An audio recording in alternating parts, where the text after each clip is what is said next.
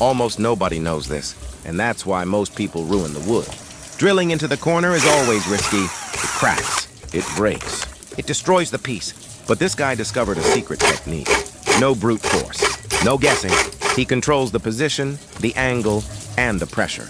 The corner stays intact, the hole comes out clean, and the wood stays strong. This isn't something you learn from manuals.